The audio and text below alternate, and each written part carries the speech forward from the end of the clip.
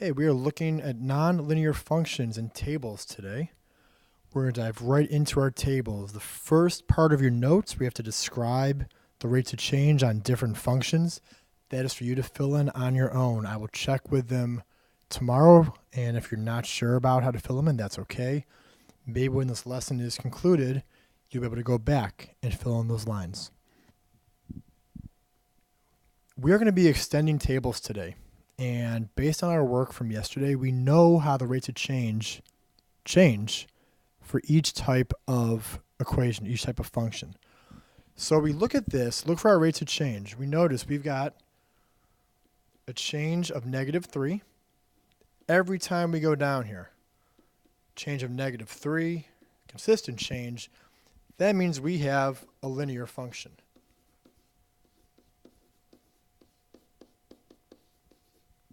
Now, to find out what the value of y when x is 2, we'll just keep extending our table. So we know we change by 3, or go down by 3. So we're at -1 for there. And here, we're at -4. To go the other way, well, we just have to add 3.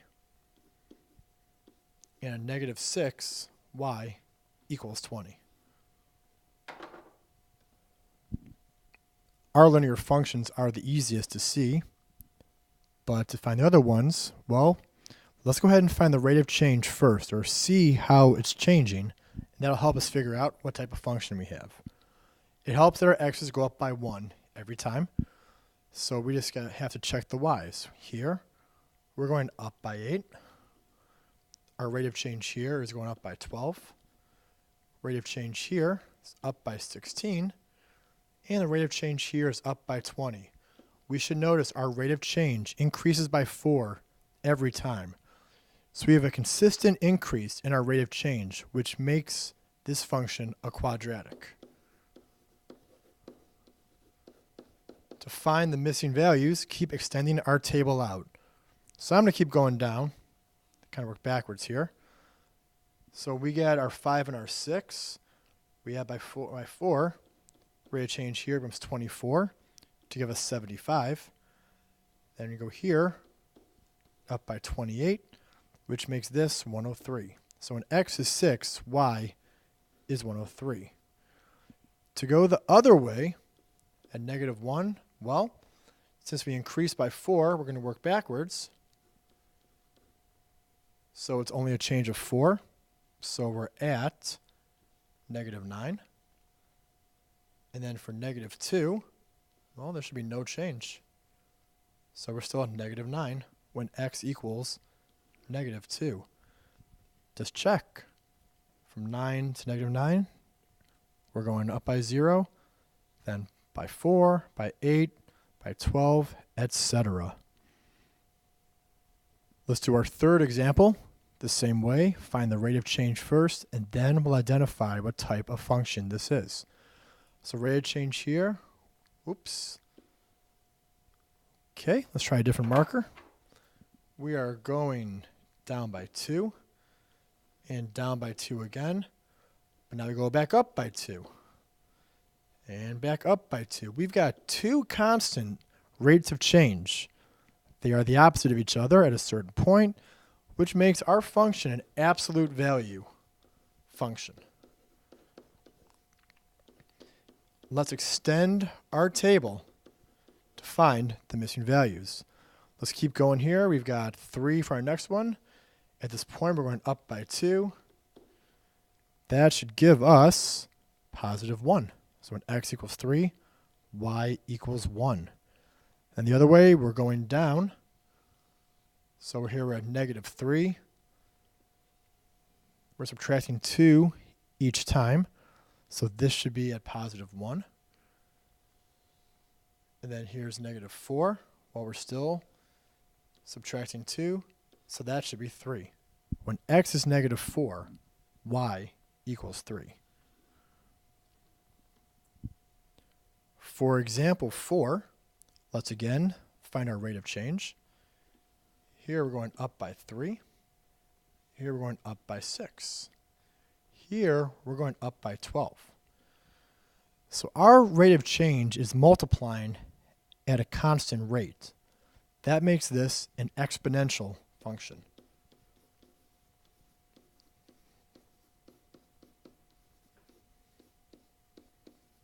I don't know why I'm writing the word function, because it's kind of implied there.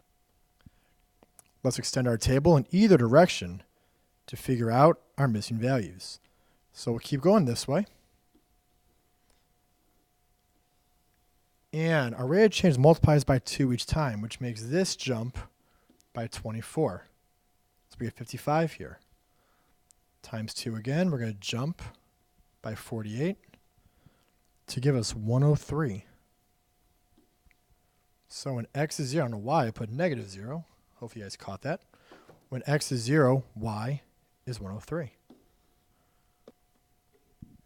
Now going the other way, we divide by 2 to get our rate of change if we're going to go smaller numbers. So when x is negative 6, my markers are not liking me right now. When x is negative 6, well, we knew from here to here we did times 2 for the rate of change. So 3 divided by 2 gives us 1.5.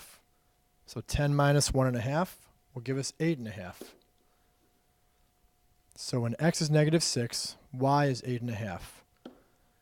I have a feeling this may cause a few questions, and unfortunately I'm not here to clear this up.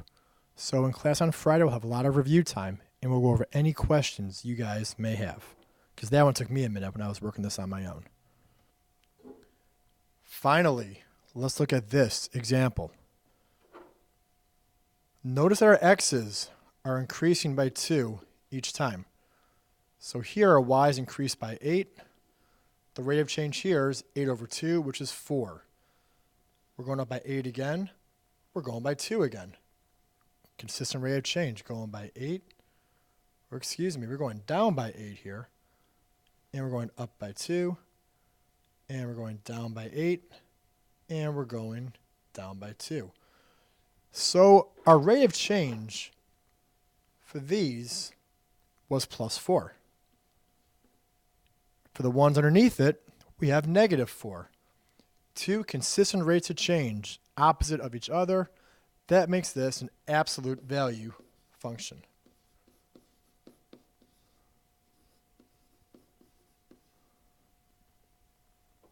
Since our rate of change is 4, when x is negative 7, we're still on the positive side. We're going to go up by 4, which means that y will equal 16. And working our way up, when x is negative 12, we are still on this positive 8 side of our function.